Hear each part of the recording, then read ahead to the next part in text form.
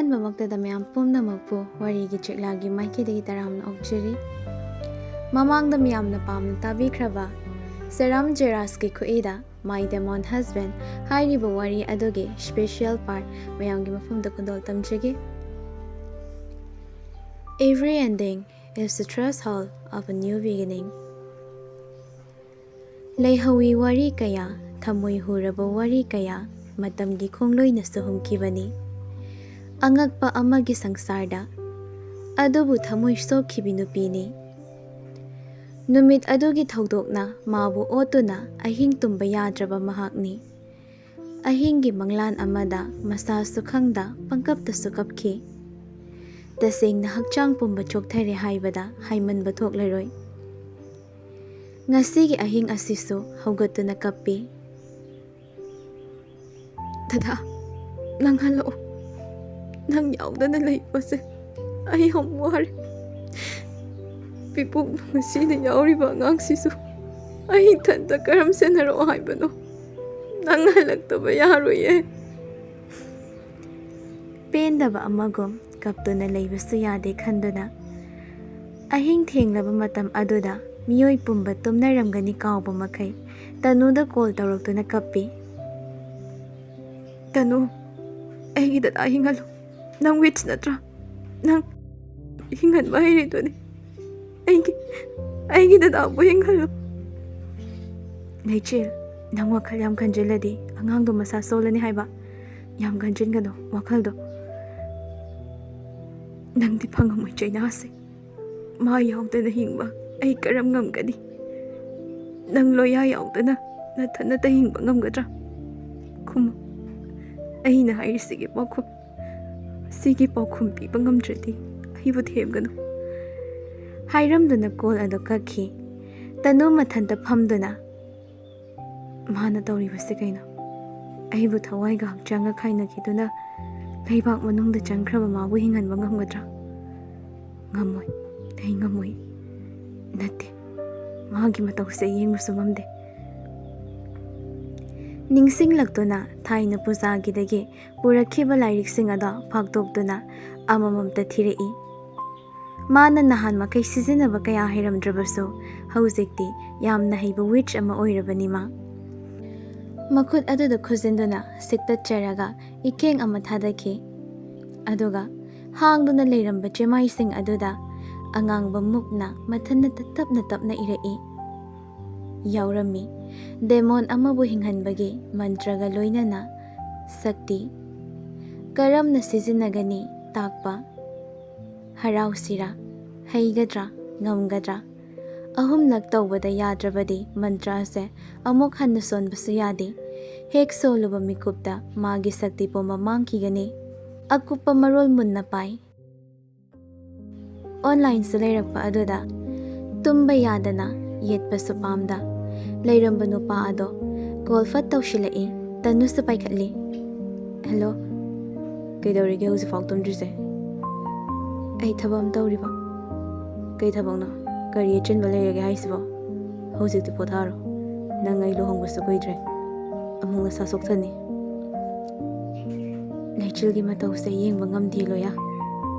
ꯂꯨꯆꯤꯡꯕꯕꯨ ꯑꯃꯨꯛ ꯄꯨꯔꯛꯅꯕ ꯄꯥꯝꯕꯩꯅꯤ ꯑꯩꯅ ꯊꯤꯔꯤꯕ꯫ ꯃꯗꯨꯒꯤ ꯄꯥꯝꯕꯩꯕꯨ ꯂꯩꯕ꯭ꯔꯅꯦ? ꯂꯩ. ꯑꯃꯈꯛ ꯌꯥꯝꯅ ꯂꯨꯕ ꯄꯥꯝꯕꯩ. ꯑꯍꯨꯝꯂꯛꯇꯒꯤ ꯍꯦꯟꯅ ꯁꯣꯟꯕꯁꯨ ꯌꯥꯗꯦ꯫ ꯑꯩ ꯃꯥꯅ ꯑꯁꯨꯝꯅ ꯂꯩꯕ ꯇꯁꯦꯡꯅ ꯌꯦꯡꯕ ꯉꯝꯂꯔꯣꯏ꯫ ꯑꯩ ꯊꯕꯛꯁꯦ ꯇꯧꯔꯒꯦ ꯂꯦꯞꯄꯦ꯫ ꯅꯪꯒꯤ ꯑꯄꯥꯝꯕꯅꯤ.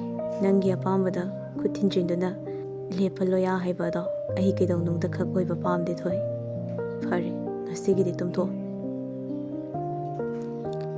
ꯍꯥꯏꯅ ꯊꯝꯗꯨꯅ ꯇꯅꯨ ꯇꯨꯝꯊꯈ꯭ꯔꯦ꯫ ꯍꯧꯈꯤ ꯅꯨꯃꯤꯠ ꯑꯗꯨꯁꯨ ꯂꯨꯆꯤꯡꯕꯅ ꯂꯩꯈꯤꯗꯕ ꯃꯐꯝ ꯑꯗꯨꯗ ꯀꯅꯥ ꯑꯃꯁꯨ ꯈꯪꯍꯜꯂꯨꯕ ꯇꯧꯗ ꯃꯊꯟꯇ ꯆꯠꯇꯨꯅ ꯀꯟꯅ ꯍꯣꯠꯅꯕꯅꯤ꯫ ꯂꯣꯏꯈꯤ ꯑꯍꯥꯟꯕ ꯃꯟꯇ꯭ꯔ ꯃꯥꯏ ꯄꯥꯛꯇ꯫ ꯍꯛꯆꯥꯡ ꯄꯨꯝꯕ ꯆꯣꯛꯊꯅ ꯍꯜꯂꯛꯏ꯫ ꯃꯥꯏ ꯄꯥꯛꯇ꯭ꯔꯕꯗ ꯑꯗꯨꯕꯨ ꯍꯟꯕ ꯌꯥꯗꯦ ꯍꯣꯠꯅꯈꯤꯒꯅꯤ ꯈꯜꯂꯤ꯫ ꯆꯍꯤ ꯑꯃꯃꯝ ꯂꯩꯔꯒ ꯁꯣꯟꯒꯗꯕ ꯃꯟꯇ꯭ꯔꯅꯤ꯫ ꯍꯟꯗꯛꯀꯤ ꯆꯍꯤ ꯑꯁꯤꯗ ꯇꯅꯨ ꯃꯥꯁꯨ ꯂꯣꯌꯥꯒꯤ ꯁꯥꯒꯩꯗ ꯇꯤꯟꯈꯤ꯫ ꯅꯨꯡꯉꯥꯏꯅ yum macha ama saduna leiba horai.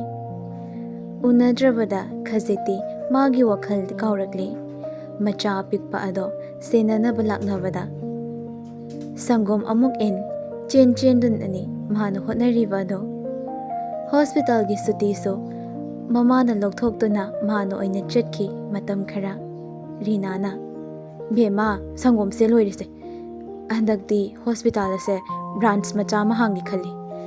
Mental gida natana asokpa gisu loina tapna hangi. Veterinary clinic ama oina sagatlasi kari kai. Leichilna kaidi imanabu pamadi atum tobiyoda. Phare ima su chatnaba tawragi phajana leiro. Hairak aduna Rina ma su chatki leihawi chawruba yumzaw aduda nupi ado khakta. Tapna chatkiba matamna oihankre. Asum yamsinkraba matam. Ahum laksuba mantra sa pangthokre mai pakte. Haina khanduna hanjin pangbani. Karam na mai pai pakte haiba sa khangliba. Tanu mahak na khanbadi lainungdagi phawgalakani khanbani adubo adum oikhide. Ahan bason kiba mantra da madi mai paktuna nupado amuk nauna hinghanki. Hanjin solakpa mantra da magi thamoida leichilbu oraga haingamdaba matau ama phawkhibani. Numit ado makhoini thengnakiba ado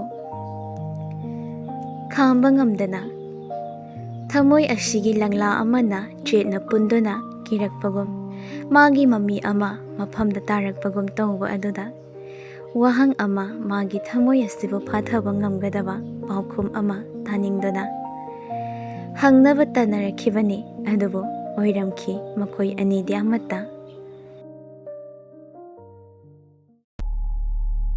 Ngasi su macha luchingba thabak chatlamdaida manam nambiramgi tawge khandana machabu thibada ukhibani matau ado luchingbana sana kaino icha hybrid lo mirakta matau karamna mana leidoriba leichilna dada khangdi aina wise kaino tanuda paw phawduna kaino haibado phasana hangdaba yaroi sana ai chalagi nang phasana leram aine horen halaga akhoini tanu hoida chatuna kaino habadu tanarusi hairamduna thokre luchingba karino khanbada wakhal matha lamsillaba nupi ada wakhal wana leihawi tasengna ma pamdre makha chathabasu miyamna tathiraba mabu oraga sidaduna leiraba scientist ado ngasi su chokri aduda punduna thamliba nupi ado pambom ado pairaga hidak ado kapsilli magi manakta leiba magi khut oiriba nupa aduna sarna tawbirisibu kaino haibanida sanga atopa mida test tawbadi thadokra adongi loinabi ado phatta nungda thokrabadi kamdawni nupa aduna kishum dawroi thoi khangbagini aina kapibase fulda chingkhatuna kapkhibaga nupi ada mamit ngorong phankalaktuna masa aduda amuba singlina sinba thungna chelai ngai hakti masa ada phidring chonglamlaga manaton adudagi nahi ada ising kapagom kapthoraktuna khudakta thawai mangkhri nupa adudi pakhatna sir kainom tokre nupa aduna nupi tabro se mitpangoba adubu thawai yaw khitraba mahak adudi mamit panglak khitre amuk khanna kapatra khalloi onabada mai pakadori aina nangonda report ama tharakani karida soino yem aduga karamba chemical sizinaba yagani haibadu yem hairamduna thokre nupa amadudi thak niktaduna leihawi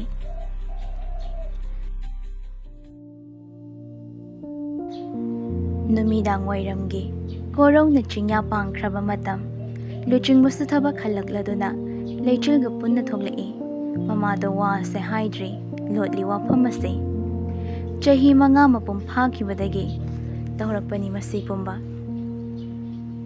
Tanusu mana khara collection tauba hauраklaba lairiksing ada mafam chana loisilami. Loinana hana kauduna punna mathang changlei leijilna tanusu yenglaktuna kai leire arubagiro tanu wafam ta khanadaba yadri kai karamba wafamno hekta hayu kedaurage phamo hana punna phami luchingbana ekhoi lamsingse mayado sangdure mamitsu orange machuda onbagum tawi ekhoi gi loi papa piedo makhori dudagi mana I thaklambani masi karamba hybrid no ekhoi na chingnari basi chumdoira matam kuina khanjin ludraba paagi khanna pakhidraba lairik ada ningsing laktuna ngai kho hairam laga hathuna changsil laga lokthorei thadai magi ikheng makhum aduda matam adudadi ahangba chemaida iragle mayik lana the hybrid tharami supernatural being amana poglakpa macha adu magi sakti chilakpa yai adubo masigi ani haibadi supernatural oiba makhoi anigi machadi hybrid tamba ngamde hybrid haibase vampire oiba yai werewolf oiba yai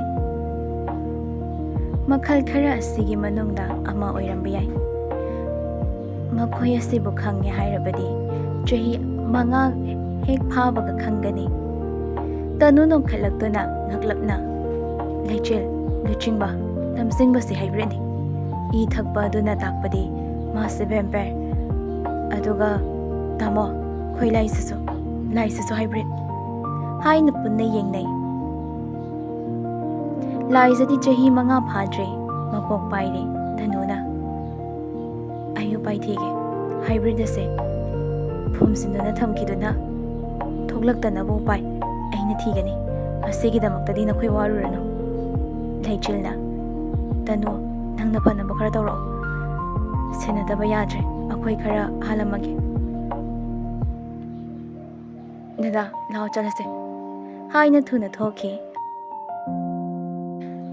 somdana rinana isu tomba nang butani phenduda tonglibado kamaina karibano moi babong nasunu pa se amta lauthasi la o thoibana haima taradi na khongna khuteklani kadai dagi karibano isu tomba pupu oke chongthara o pupu thongsi lonsalo asigi nungsa mangan se yam saiyeba maina chake doiba nungsa phangdana ba lolini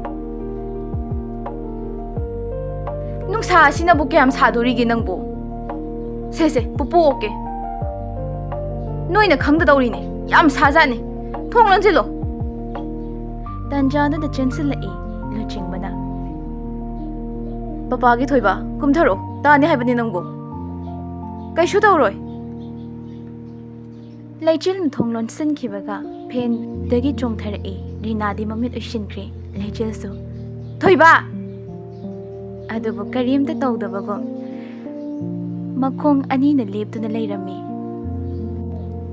leichil na hana changsilaktuna machanu pabu chetna konsile mama gi thoiba nangausinagano mama ai kize nungsa se yam sai se kaigino luchingbaga leichil ga hairap yengnai midyeng da khangnaba makhoini leichil na pamduna kakre luchingba na mama mapa da pao do tamlari rinana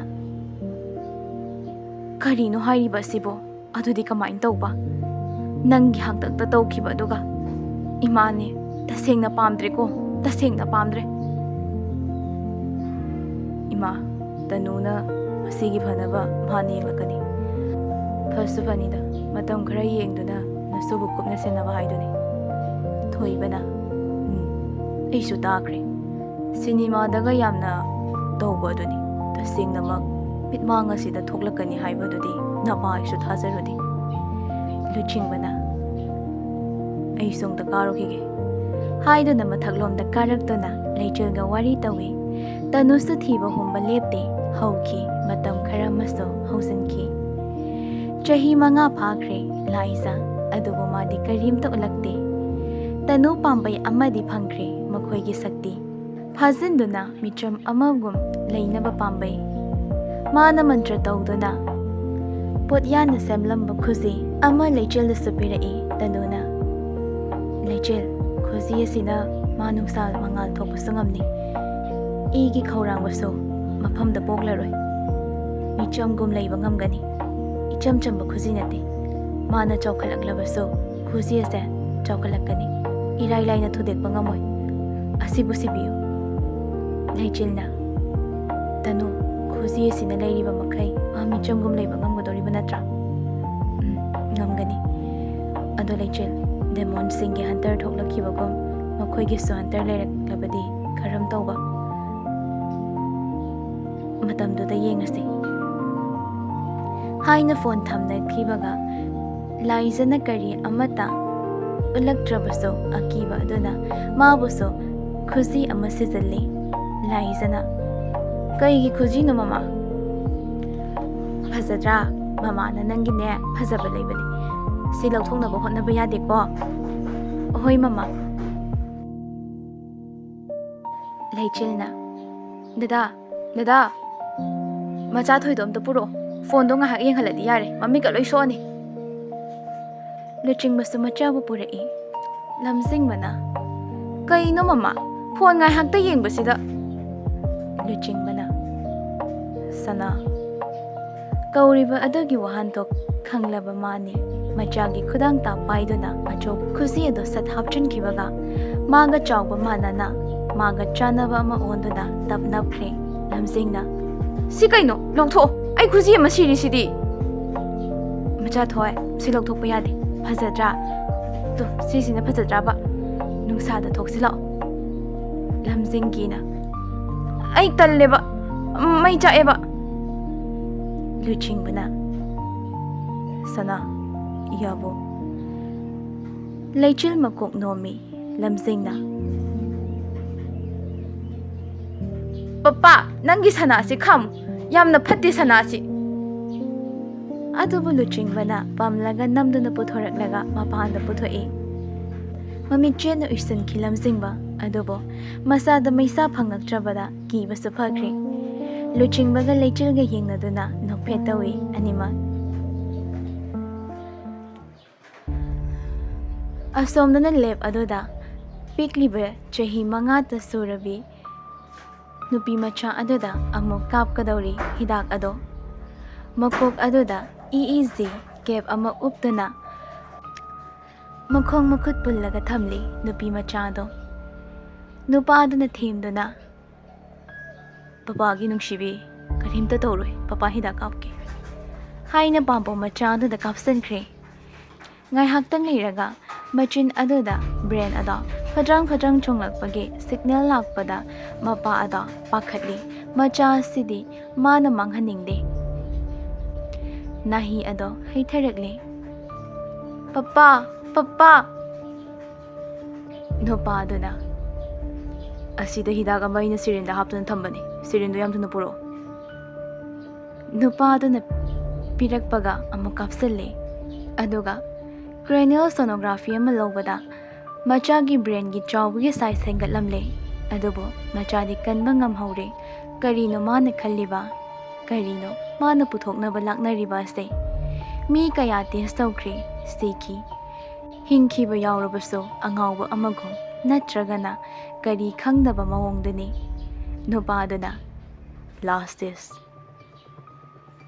amaduna yare toklase legal gi wangmani police na muk pharaga akhoi kari oigani kaishum doroi horena last horena sidi ai isamakta kapkani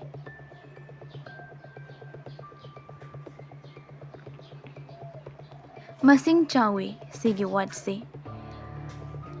amta hotuna yenga o haina hairai masing adubo karisu khangdaba abc phawba tambada ngairiba angang aduna mamit ushinna multiply the voltage by the current 199 volt multiplied 155 acceleration is equal to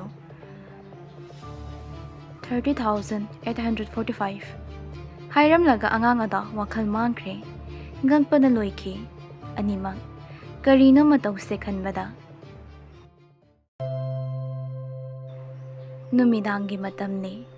Matam aduda punna chaklen chaduna wari tauri rinana. Angang di tumkhrabra. Leichilna.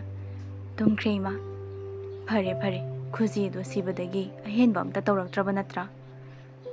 Tawraktrima. Hanagum adum leikhre. Thoibana. Phare phare adudi. Pabung hogalage. Sigi wari si. Imungda yamna sanagumsi. Takiba mi yaorabadi yaroi. Isuna takiba su yaroi. Hairamlaga chatkre. Leichina loisanbada sangi nupa aduna. Tabro sana. Icha tomba nattaba. Icha tombi amasa paamedi. Hybrid amuk thoklangnabra. Noktuna lachingwana. Ai sumi oire. Nang sumi amo oirasidi. Kaisum doroi. Irang amta pharakino. Koksina matha sabaga. Nangna pangkan khanchan bagine. Sana. Nangse thang da kuiri. Amta thangise. As. Awoiba. Luching mana tapa maga pukhalai. Mau oiraso. Nakalaktene. Dum yangi. Patrosina. Haina punna changminnarakduna phamung aduda hippi macha thoibabu yengduna luchingmana. Somda lao. Kaino angang na mayayda. Asidi hana matayda. Irangdi mamang mapokki lemsaba demonda uidi. Isaune kaine. Khatpana amaroma khatliba. Aibu kyam khatlagene. Khatoksiro. Yari ko taningde. Pungpamna thengjilaklabada masa mathanata punduna nupa aduda hidagada kafan gadori ama dusu masada thak thak nikpa makhai singli makhun thidana kapsille chap manai ngaihak leiraga chonglai masado nupa adude hidak tu de han saramde ma su siraga ayoina jel de changba tar manaton adudagi I chenthari nupa aduna romana mapaiduna meli pakhatpana saloire masado adubo masa lengakhiba aduga pakhatna yengi holamdre sor yauramdre thawai nupa adugi makhutuna manaton mayada thamloi holamdaba sorda lawai luton satli adubo adum thamlingai asaba sor ama khangon holakpada nupa ado chentokhi panglakle Mitsna nang sangang na panglagli. Report utpa machin aduso mathana tapokai kre. Asom na tanu lairik pari loyana mabu kondo na tumli. Tanu na pana. Tauri se yengune. Ngai ko. Soy sem to loiram khigay. Vampire oraso. Werewolf oraso. Makoy lairadi hunter de adamok thoklakani. Mafam asida makoy laiba yade.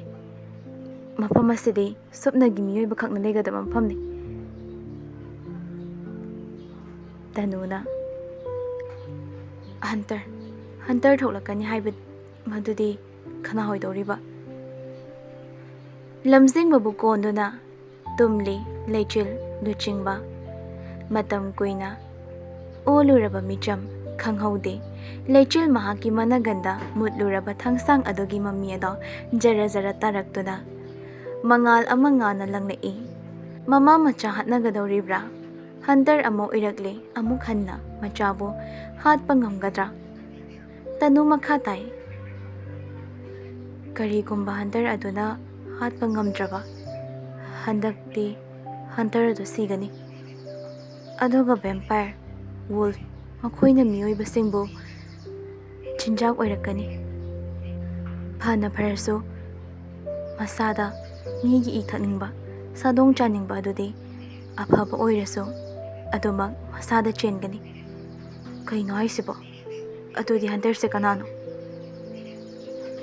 leichil mumit khangpang panglai higok machu onduna aduga machin ado kanglaga tapna